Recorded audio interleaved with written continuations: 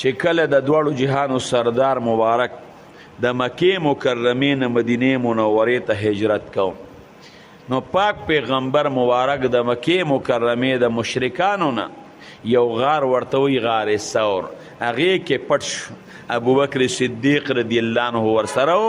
3 شپې ورځې په هغې کې تېرې کړې دي. ابوبکر صدیق رضی الله عنه ورته وی د الله رسوله لومبې به دې غار ته زه وردن نشم، دا به را صفا کم،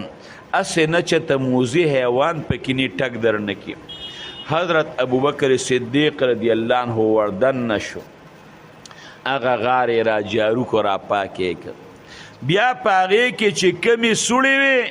نو خپل څادر یې ټوټې ټوټې که او د هغې غار هغه سوړې هغې په هغې څادر باندې بندې کړې چې هسې نه د دې نه چې مار لړم رونځي او رسول الله مبارک له ټک ورنه کړي.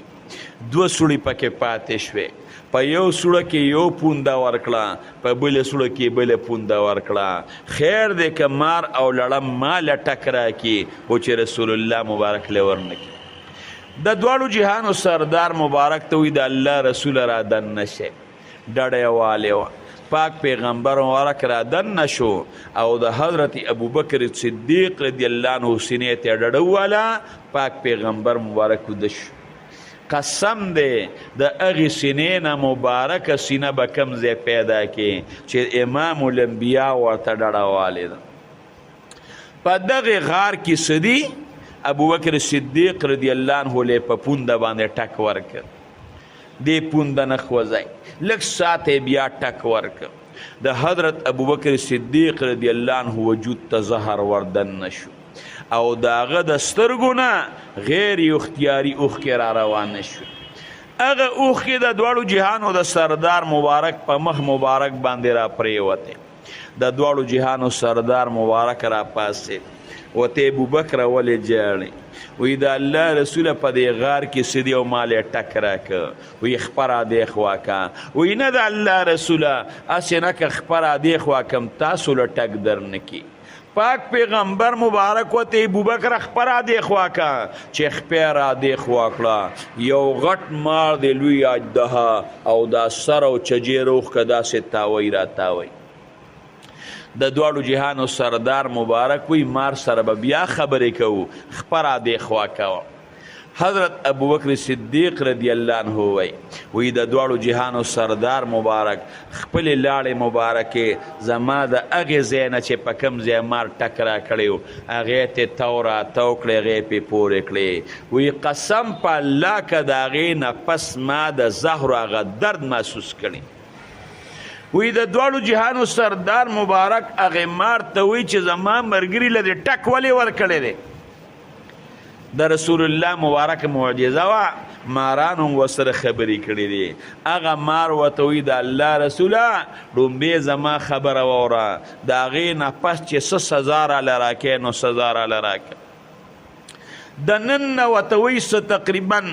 څه د پاسه 1500 کاله شو، د نن نه سره پاسه 1500 کاله مخکې په دې لاره باندې عیسی علیه السلام روانو او ملګري ورسره و. زه دې ځای کې په دې غار کې دیرم، نو هغه چې په دې لاره ته وی ملګرو ته د الله رسول ستا ډېر زیات صفتونه بیان کړل او واقعي زمونږ د ښکلې پاک پیغمبر مبارک چې کوم صفتونه دي رونو دا صفتونه په بل چا کې نشته. حضرت آدم علیه السلام شیش علیه السلام ته وی چې کله د الله نوم اخلي نو د دواړو جهانو د سردار مبارک نوم یې ورسره یاد کوي، دا مخله دام یاده ورسره، ځکه چې وی کله ما کې الله پاک روح واچو او ما سر اوچت که نو چې ما عرش ته وکتل نو چې په عرش باندې د الله نوم لیکلی شوی ورسره محمد صلی الله علیه و آله وسلم نوم لیکلی شوی.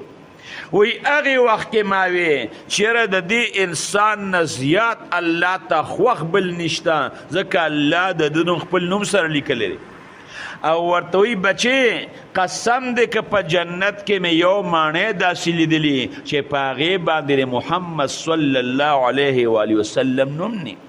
وی بچې ما پرشتې م لیدلې دي وی د پرشتو د سترګو په منځ کې محمد صلی الله علیه و وسلم لیکلی شوی دی وی بچې ما د جنت خورې م لیدلې دي د جنت د خورو په سینو باندې د رسول الله مبارک نوم لیکلی شوی دی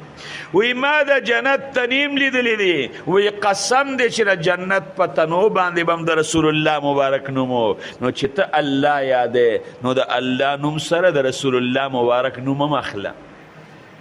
زمونږ د ښکلی پاک پیغمبر واک صفتونه نو دغه مار ورته وی عیسی علیه السلام سره د مرګرو په دې لاره روانو وی دې ځای کې ودرېد د الله رسوله او ستا ډېر زیات صفتونه بیان کړل او بیا د دواړو جهانو سردار مبارک ته وی عیسی علیه السلام خپلو مرګرو ته وی چې د مکې مکرمې د خلکو نه به او د خپل قوم او د کلي د خلکو نه به دا پیغمبر تنګي په مکه کې بېځیني خپله محله به پرېږدي خپل کلي به پرېږدي او هجرت به کوي بل ځای ته نو په دې غار کې به د مکې مکرمې د مشرکان نه پټ شي یو 3 ورځې به په دې غار کې رسول الله مبارک ساري او بیا به د دې ځای نه ځي ګوره دا خبرې پخوانو کتابونو کې راغلی نو دغه مار ورته وایي د الله رسوله چې مې ستا صفتونه واورېدل او دومره راته پته ولګېده چې په دې غار کې به 3 ورځې شپې تېروي د هغې وخت نه په دې غار کې ډېره شوې وی ما وی که زه جون وپه وکړه او جون مې و خو زه رسول الله مبارک به ووینم او که جون وپه ونه کړه نو د هغه په مینه او په محبت کې خو به دلته شپې ورځې تېروم که نه نو زه به خوراک پسې لاړم چې کله به ما خوراک وکړ ایسارېدم به نه نیغ به مې ځان دی غار ته رارسو چې هسې نه د آخر زمانې پیغمبر نی راغلی څه د پاسه 1500 کاله د الله رسول ستا په انتظار کې مې تیر کړی دی نه ورځه نه 2 ورځې نه هفته نه میاشت نه کال نه 2 کاله د پاسه 1500 کاله مې د الله رسوله ستا په انتظار کې تیر کړی خوراک لتلیم چې رالم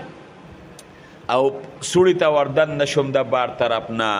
داسې خوشبویي را باندې ولګېده چې په ټوله زندګۍ کې داسې خوشبویي چې ته په ما باندې نه لګېدلې وی زه پوه شوم چې د آخر زمانې پیغمبر راغلی دی یو سوړي له رالم په هغې باندې راوتم هغه بنده وه بلې سوړي له رالم په هغې راوتمه بنده وه ټولو سوړو باندې مې چکر ولګو هغه بندې صرف په دې 2 سوړو کې د انسان پوندې وې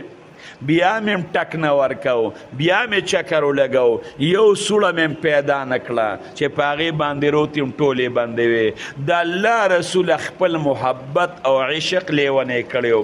نیم پیښه وې ستاسو په محبت کې مې د پوندې له ټک ورکړی دی چې پونده خوا کوه